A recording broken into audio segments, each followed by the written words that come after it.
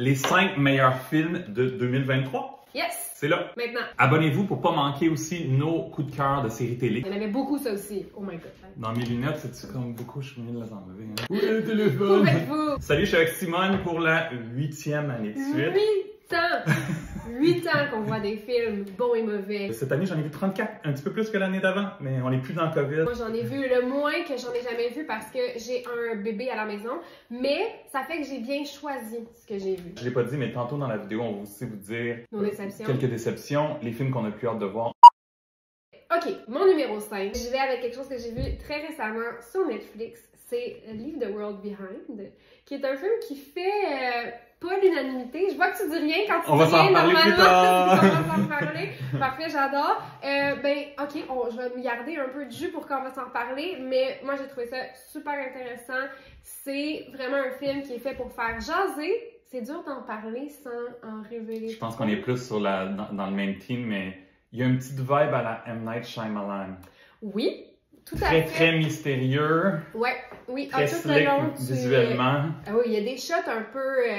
c'est presque exagéré à quel point les shots sont belles, mais... C'est un peu David Fincher. Oui, c'est ça, mais c'est un peu comme un casse-tête. Tout le long, t'es comme, est-ce que ça c'est important? Est-ce que ça c'est un indice? Est-ce que ça? Fait que tout le long, tu penses, tu réfléchis beaucoup, puis à la fin, ils sont comme, fait que c'est ça. On s'en reparle. On s'en reparle. Moi, mon numéro 5, j'ai un petit peu triché. Ah! Ben, c'est une année incroyable pour le cinéma québécois. Oui. 6 films qui ont eu le million au box-office, qui est la première fois depuis 2011. C'est quand même fou. Ouais. Puis j'en ai mis 3 à la 5e position. Okay. C'est comme mon numéro 5, cinéma québécois. Le plongeur basé sur le livre de Stéphane Larue, qui est sur Crave. Ouais. Les hommes de ma mère, premier film réalisé par Annick Jean, prix du public au Gala Québec Cinéma. Oui. Film super touchant. Je l'ai même vu 2 fois au cinéma, ce qui m'était pas arrivé depuis longtemps parce que j'ai voulu amener ma mère pour voir les hommes de ma mère. Puis Rue, inspiré du livre de Kim Thuy, qui est au cinéma maintenant. Donc 3 gros coups de cœur, mais il y en a eu plusieurs. Là. Il y a eu plusieurs beaux films québécois cette année. Ces 3-là sont mes coups de cœur au numéro 5. 5, 5 et 5. Oh, on aime ça! Ok, mon numéro 4, on est encore sur Netflix. Pour vrai, Netflix a compris quelque chose cette année. Honnêtement, ça répète plus haut, mais c'était vraiment une bonne année. Il y avait vraiment beaucoup de bons films. On dirait que tout ce que j'ai vu, j'ai beaucoup aimé. Et bref, mon numéro 4, c'est May December. On s'en reparle, on dirait? Non? Non, okay. Je l'ai pas mis dans mon top 5. Ok, et moi, j'ai vraiment aimé ça. Ça s'inspire d'un vrai cas qui est une professeure qui a eu un enfant avec son élève de 12 ans dans la vraie vie, 13 ans dans le film. Et Mary vraiment... Kay Letourneau. Exactement. Un petit peu à la chouchou. Ouais, un petit peu pas mal à la chouchou. Mais ça, c'est vraiment l'idée de départ. T'sais. Oui, exact. Le film suit une actrice qui va jouer la femme qui a commis ce crime. Et Natalie Portman, Julianne Moore, 2 actrices incroyables qui offrent des performances incroyables. Mais moi, mon coup de cœur, c'est Charles Melton, qu'on a de loin, dans Riverdale. Moi aussi, il a comme équipé les propositions des 2 filles. Sa carrière va changer. Incroyable. C'est sûr et certain. C'est sûr qu'il va... Il parle pas de tant que ça jusqu'à une certaine scène, mais c'est... C'est la physicalité de son rôle, comment il se tient comme un enfant, comment tu comprends son trauma par le physique. C'était vraiment très impressionnant. Le film n'était pas du tout à quoi je m'attendais. C'était beaucoup plus weird. Moi, je pensais au réalisateur de Carol, ok? Ouais. C'était quand même un film plus classique. Là, celui-là, les 2 filles sont très étranges. Julianne Moore et Natalie Portman sont étranges. La musique est étrange. Des gros plans de plantes et d'animaux et d'insectes. C'était quand même étrange. Horreur, là. Je savais vraiment pas où on s'en allait. Ouais. Je m'attendais pas du tout à cet angle-là de l'histoire. Non. Fait que oui, j'ai aimé ça. Je l'ai pas mis dans mon top 5 parce que je sais pas, j'étais perplexe, c'était Moi, j'ai mon sentiment après le film. Mais... le côté un peu mélodrame, film genre allemand, Bergman, un peu, là, vraiment, quasiment cinéma d'art. Puis là, il y a une fin, un peu pas une twist, mais une fin que t'es comme, c'est vraiment pour les performances des acteurs, je pense que ça vaut la peine. Je pense aussi, mais c'est un film clairement comme ton numéro 5 qui va vraiment diviser. Là. 100%. Moi, je suis plus du côté j'ai aimé, mais il y a du monde qui vont haïr ça pour mourir. Ils vont écouter 15 minutes puis ils vont dire c'est pas pour moi. Moi aussi, je voulais le souligner. Le Netflix cette année, là, dans les dernières années, Netflix nous offrait surtout des films d'action vides avec des grosses stars, puis beaucoup de budget, puis des explosions, puis pas d'histoire. Exactement. Puis là, maintenant, quand même plusieurs que j'ai trouvé quand même très intéressants. Reptile, Fair Play. Et dans mes mentions spéciales, les 2 que tu viens de nommer. Je veux voir Naiad, je l'ai pas vu encore, de Jodie Foster, Annette Bening. Numéro 4, Le Monde Après Nous. Leave the World Behind. Le Monde Après Nous, Leave the World Behind. Fait qu'on vient d'en parler, mais moi, déjà, en voyant les annonces, les affiches, Ouais. le La campagne réalisateur de de marketing. Sam Esmail, qui avait fait Mr. Robot, une de mes séries préférées, très weird et originale aussi. J'étais vendu. Ouais. C'est sûr que pas tout le monde va aimer ça, mais j'étais sur le bout de mon siège, j'étais tellement C'est intriguée, je comprenais pas ce qui se passait. Ouais. J'essayais de comprendre. Oui. Les dialogues sont bons, la distribution est incroyable. Ouais. Tout le monde est bon. Ouais. C'est vraiment dur d'en parler sans spoiler parce que le but, c'est d'essayer de deviner qu'est-ce qui se passe. Tout le monde est comme intrigué, se demande c'est Ouais. quoi ce genre de film-là? Y a-t-il Ah. beaucoup d'action? Non, il n'y a pas tant d'action, mais les scènes où il se passe quelque chose d'intense, Il y a des t'es comme scènes, oh my god, j'ai oh, des palpitations, ouais. Oui, qu'est-ce oui. qui se passe? Comme tu dis, au bout de mon siège tout le long, là, j'étais rivée à l'écran parce que j'essayais vraiment de deviner, puis tu peux pas vraiment deviner parce que... On sait pas où ça s'en va. C'est ça, on peut pas vraiment dire. Mais il y a un message important que tout le monde interprète de façon différente. Mais encore une fois, si vous l'avez pas vu, on peut pas vraiment vous en parler. Ouh, mon numéro 3. Une consultation de mes notes. Mon numéro 3 aurait pu être 2 ou 1 aussi. Honnêtement, j'avais de la difficulté à classer les films puis avoir un 1 vraiment distinct. Mais bref, mon numéro 3, c'est Past Lives. Qui est... On va s'en reparler. On va s'en parler. Oh, ça aurait pu être plus haut, honnêtement. J'ai adoré ça. J'ai trouvé ça extrêmement touchant. Mais c'est simple. C'est simple et grand à la même Exactement. temps. Oui, c'est comme beaucoup de gens peuvent se reconnaître là-dedans. C'est une histoire d'amour, triangle amoureux, Le histoire destin. d'immigration, le destin. Est-ce qu'on choisit notre destin? Est-ce qu'on crée notre destin? Est-ce qu'on subit ce qui nous arrive ou est-ce qu'on choisit ce qui nous arrive? C'est vraiment... Ça se déroule comme sur une vingtaine d'années. Oui. Les deux acteurs principaux, Greta Lee puis Theo Yu. Oui, j'étais bien insultée d'apprendre leur âge. Ils ont genre, Greta Lee a comme 40, puis lui il a comme 40 quelques. J'étais comme, drop de skincare routine. Incroyable. Surprenant. Puis elle, je l'ai vu dans quelques trucs récemment, puis je la trouve tout le Morning temps Show. bonne. Ouais, exact. Il y a une scène où toute l'émotion un peu se déballe, mais en retenue. Nous, on est loin de l'émotion, mais on la sent très fortement, puis à ce moment-là, je fais comment, ok, c'est un grand film. Puis j'aime l'espèce de petite intrigue du début, puis on revient à Ouais. cette scène. En tout cas, c'est vraiment, vraiment très, très réussi, puis on va le voir beaucoup durant la saison des Awards. Il est en vidéo sur demande pour 6,99. Ouais. 5 nominations aux Golden Globes, fait qu'on va en entendre parler. C'est mérité. Mon numéro 3, c'est Air. Ah! Dans mes mentions spéciales! Mais Ouais. ah oui, t'es quand même au numéro 3. Moi, j'ai vraiment trippé. Ouais! Je m'attendais à un bon petit film, histoire Ouais. vécue, etc., mais c'est comme un film feel good, c'est Ouais. souvent très drôle, Ouais. histoire vraie, fait que tout ça, ça m'intéresse au bout. La distribution est vraiment incroyable. T'as Matt Damon, Ben Affleck, Ben Jason Affleck est Bateman, bon. Viola Davis. Ouais.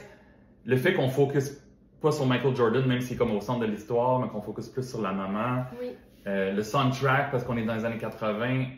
Le monde riait, la salle, moi je l'ai vu, c'était plein. 2 nominations aux Golden Globes. C'est sur Prime Video, je pense que tu peux le rattraper, mais c'est Ben vraiment, oui, moi, vraiment super bon. ça fait quand même longtemps que je l'ai écouté, et que je l'ai mis dans mes mentions spéciales, mais je l'ai pas mis dans mon top 5, mais je suis d'accord, c'est vraiment bon. C'est vraiment comme un instant classic. Un C'était film- super efficace. Ouais, vraiment. Les très images d'archives aussi, Oui. comment c'est intégré. Pour vrai, il y a vraiment des scènes là, que t'es comme... Non, j'ai adoré. Vraiment très, très, très bon. Mention spéciale au numéro 3, qui est comme un petit cousin de Air. C'est un peu le même genre de film, c'est Blackberry. Basé sur une histoire vraie. Ah, on peut s'en parler maintenant. Moi, j'avais dans mes mentions spéciales une catégorie de genre, ces gens-là ont accompli quelque chose d'incroyable. Il y a Blackberry, Air, Dumb Money, Tetris. C'est pas mal ça Oui, cette année. Même aussi un peu Pain Hustlers. On dirait que ce genre de film-là, c'est comme devenu une catégorie. Puis c'est toujours drôle, rapide, efficace, avec des bons acteurs. Moi, par contre, dans tous ceux qu'on a nommés, Blackberry aurait été mon préféré. J'ai failli le mettre dans ma liste. J'ai vraiment aimé ça. J'ai beaucoup ri. Je trouvais ça le fun aussi de voir Jay Baruchel, de voir des acteurs Film un peu canadien. moins connus. C'est ça, vu que c'était canadien. L'autre il y a une dude petite touche. principal, il est Ouais, dans It's incroyable. Always Sunny in Philadelphia. Il est tellement Il bon. est bon là-dedans, là. Puis Non, c'est... Le film, si vous voulez le voir, est sur Crave, mais il a aussi Ouais. fait quelque chose de particulier sur CBC Gem. Oui. Il est gratuit, mais en 3 épisodes, comme une série télé. Oui, c'est vrai. Fait que c'est j'imagine vrai. qu'on a un peu plus de scènes, parce que c'est comme 3 fois 45 minutes, qui est peut-être un petit peu plus long, mais Intéressant. ça aussi, je l'ai vu dans une salle pleine, puis ça riait fort, fort, fort. Ouais, c'était très drôle. Super, super bon. Mon numéro 2, c'est Killers of the Flower Moon, que j'ai terminé genre 15 minutes avant de commencer à filmer cette vidéo. C'était plus bas dans ma liste, mais la fin m'a fait le remonter au numéro 2. C'est un extrêmement long film. Martin Scorsese Leonardo DiCaprio, Robert De Niro, c'est gros, là, on s'entend, c'est une grosse production, mais c'est aussi une grosse histoire très, très, très importante. Et j'ai quand même un gros bémol avec le fait que ce soit raconté du point de vue de l'homme blanc, puis qu'on essaye même un peu de nous faire aimer le personnage de Leonardo DiCaprio, qui est un monstre, là. Tous les hommes blancs sont des monstres dans cette histoire-là. Je comprends que ça peut être pour qu'on comprenne l'impact et la violence que le peuple Osage a vécu, mais bon, j'ai quand même un malaise par rapport à ça, mais je trouve que c'est tellement une histoire importante. C'est une histoire que je connaissais déjà, j'avais lu le livre, fait que j'étais vraiment, vraiment intéressée de voir comment ça se fait porter à l'écran. C'est très fidèle au livre. La fin est extrêmement touchante, vraiment intéressante. C'est vraiment comme en deux parties, là. Il y a tous les meurtres, puis après il y a toute l'enquête. La partie des meurtres, c'est vraiment difficile. Le personnage féminin principal de Molly, qui est joué par Lily Gladstone, c'est vraiment elle qui porte le film, puis toutes les émotions qu'elle vit, parce que c'est être au centre de presque tous les meurtres, c'est brise-cœur, c'est vraiment incroyable, sa performance est vraiment, vraiment bonne, très réservée, rien de grand flafla, mais... Comme une force tranquille. Très bien dit. Le charisme, pour vrai, c'est la grande force du film. Moi, je l'ai mis dans mes émotions honorables. Il était vraiment proche de mon top 5. On dirait qu'il manquait un petit quelque chose pour que je capote sur le film. Techniquement, c'est impeccable. Comme d'habitude. Ça avance tranquillement. Ça m'a pas trop dérangé le 3h30. Non. Mais il y a 3, 4, 5 qui te brisent le cœur dans ce film-là, qui sont... Ouais, vraiment. C'est criant de vérité, c'est fou raide, là. Je suis comme, oh mon Dieu, on s'est t'arrêter de respirer, t'es comme, il y en a une là, que je fais comme... Mon numéro 2, c'est un autre film Netflix, on parlait de l'année Netflix. Moi, j'ai beaucoup aimé The Killer. Puis ça aussi, c'est un film qui divise. Je l'ai pas encore vu. Je pense que je suis vendu d'avance parce que David Fincher, c'est un réalisateur que j'adore. Je pense qu'il est plus dans son top de ses meilleurs films. Tu sais, comme dans genre 5-6. Quelques-uns des meilleurs, le Zodiac, Seven, Fight Club, les plus grands classiques. Il se situe quand même très bien. Moi, j'ai vraiment aimé ça, mais c'est un film très froid. Michael Fassbender est un tueur. Il est très froid. Ça commence tranquillement avec beaucoup de narration de son personnage. C'est comme raconté sur plusieurs chapitres. Tilda Swinton a un rôle quand même important, mais plus petit dans le film, est excellente. Visuellement, moi j'ai trippé, complètement trippé. J'ai vraiment tout aimé l'ensemble. La musique de Trent Reznor, Atticus Ross, qui font toujours de l'excellente musique instrumentale pour les films. On est déjà au numéro 1. C'est fou, hein? D'accord, je sais c'est quoi ton numéro 1 parce qu'on s'est dit qu'on allait se parler de quelque chose. Je peux le dire tout de suite. Live. La réalisatrice Celine Song, c'est la coréenne. Premier film. Si je ne m'abuse. Premier film, je pense qu'elle écrivait des trucs avant, mais c'est sa première réalisation. Fait quand même pas pire début. J'ai adoré les dialogues. C'est vraiment beau, vrai, touchant. Belle découverte, surprenamment mon numéro 1 de l'année. Honnêtement, ça aurait vraiment pu être mon numéro 1 aussi. Là. Mon top 3 était presque à l'égalité. Ça changeait beaucoup. Alors, controversial yet brave, encore une fois, mon numéro 1, c'est Barbie. Parce que c'est... J'avais comme l'impression que ça allait être ça. Parce que c'est vraiment le film que j'ai préféré. C'est un des seuls que j'allais voir au cinéma. Je suis pas allée au cinéma beaucoup car nouveau-né il y a. Mais Barbie, c'était comme, OK, là, on y va, on va au cinéma, puis je vais voir Barbie. J'ai choisi entre Oppenheimer puis Barbie. C'est Barbie qui l'a... Moi, c'était dans la même semaine. Ouais, t'as vu les deux? Non, moi, j'ai dû faire un choix et j'ai... Pas la même journée. Non. Les fous qui ont fait ça la même journée, ça va dans la tête 6 heures de film au cinéma. Il n'y a pas d'enfant, I guess, parce que non, c'est impossible. Mais oui, j'ai adoré ça. Je comprends les gens qui ont été dérangés par le côté un peu comme... un peu, tu peux avoir l'air niaiseux, mais quand tu comprends le deuxième degré de ce film-là, je trouve que c'est vraiment un film important. C'est vraiment un grand film. Et je trouve ça vraiment plate à dire dans le contexte d'un film clairement féministe, mais le highlight, c'est Ryan Gosling. Là. Moi, je lui donnerais l'Oscar. J'ai trouvé sa performance incroyable. Moi, mon highlight, c'est America Ferrera. Mais... Aussi, mais... Qui undervalued souvent dans le milieu, là, moi, je la trouve excellente. C'est vrai, mais j'ai tout aimé. J'ai adoré le speech, j'ai tout aimé, j'ai trouvé ça vraiment comme... Ça m'a transporté, c'était aussi nostalgique pour moi, car je suis une fille qui a déjà joué au Barbie. Mais le numéro musical... qui est aussi un peu, on dirait que je dis souvent ça, là, puis c'est un peu, mais un peu un hommage au cinéma, un peu un clin d'œil à Singing in the Rain et à ce genre de film-là qui avait des numéros musicaux très colorés. Puis j'ai trouvé ça incroyable. Je trouve que c'est un classique, on va en parler longtemps, on va l'écouter, le réécouter. Il est maintenant sur Crave.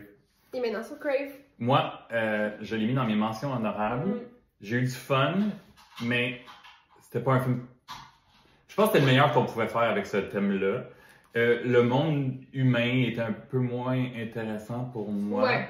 Puis, je trouvais aussi que les humains avaient l'air niaiseux, là, Will Ferrell et compagnie. Ils sont même pas capables de sauter par-dessus des barrières. Je suis juste comme...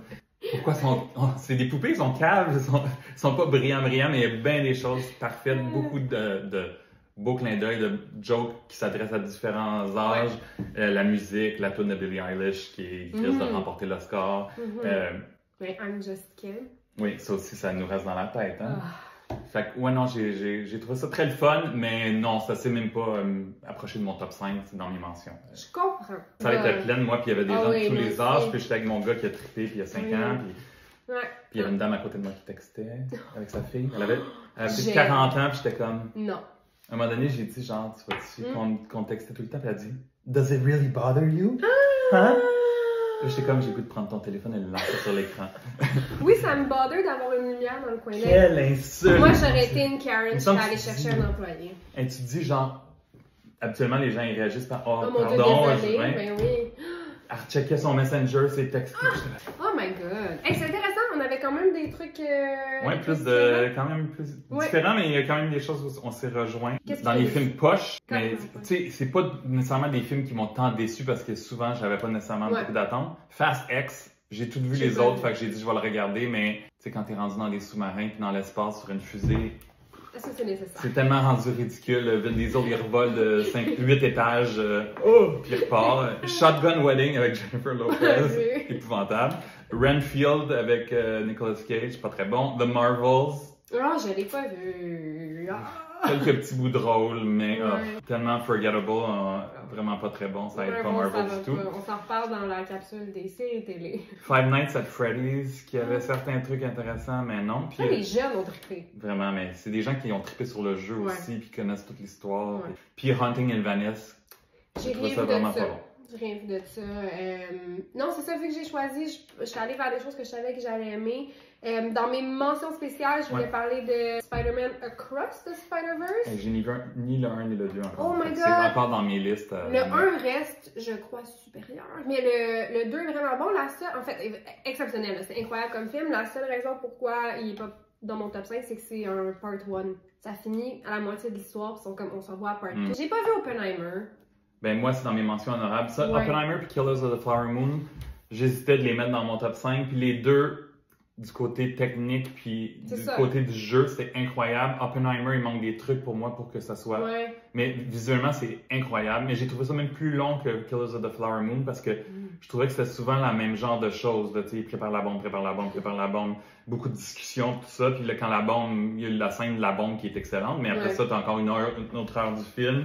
Les personnages féminins sont pas super intéressants. C'est ça. Florence Pugh et Emily Blunt. Maîtresse, Fait que c'est pas mon préféré de Christopher Nolan, même si j'ai adoré ça, puis j'adore le fait que c'est un film qui, selon moi, il était pas un film grand public, puis il est devenu un film grand public avec le Buzz, puis avec Barbie, puis tout ça. Fait que tant mieux si ça peut ouvrir les horizons au monde à aller voir des films un peu différents, puis pas juste des suites puis des Marvel. C'est vrai. Fait que ça, c'est cool. Il était dans mes mentions honorables. J'ai aussi dans les mentions honorables The Creator, le film de science-fiction qui est sorti cet automne. Je sais même pas de quoi. Moi, j'ai beaucoup aimé ça. Protéger un enfant qui est comme un robot, mais c'est comme toute l'histoire d'intelligence artificielle. Donc, c'est super intéressant. The Holdovers, avec Paul Giamatti. Je voulais le voir. Un beau petit film. J'ai mis dans ma mention honorable Mission Impossible Dead Reckoning Part 1, qu'on a parlé pendant 2 ans avant qu'il sorte, puis qu'il n'a pas été si gros succès au box-office, malheureusement, après Top Gun et tout ça. Avec Barbie, Oppenheimer.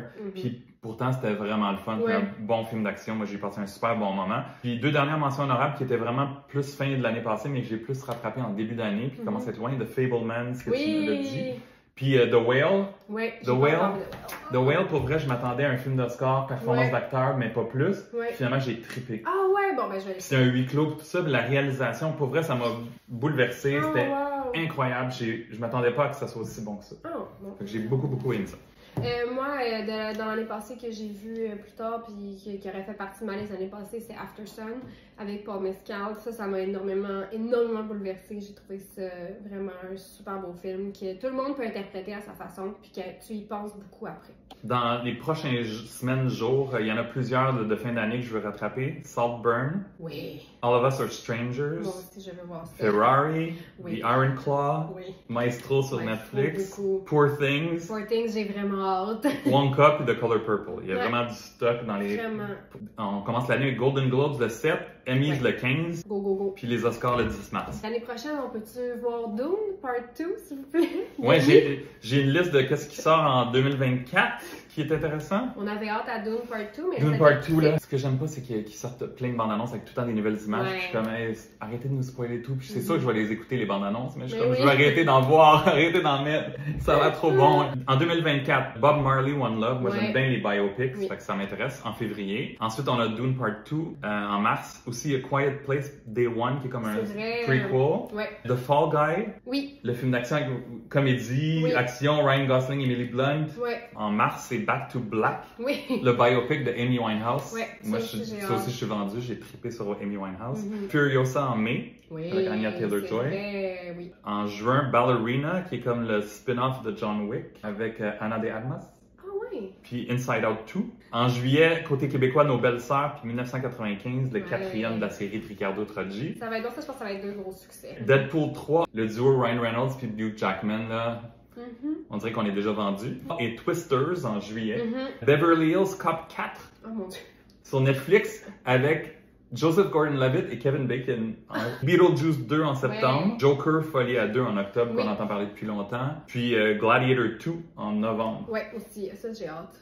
Écoute, je pense que ça va être une autre grosse année en 2024, mais c'est vraiment une bonne année 2023. Beaucoup de suggestions pour vous, la gang? Allez suivre Simone sur Instagram. Ouais, écoute, c'est pas obligé. Elle va revenir à un moment donné sur TikTok, Billy peut-être, Oui.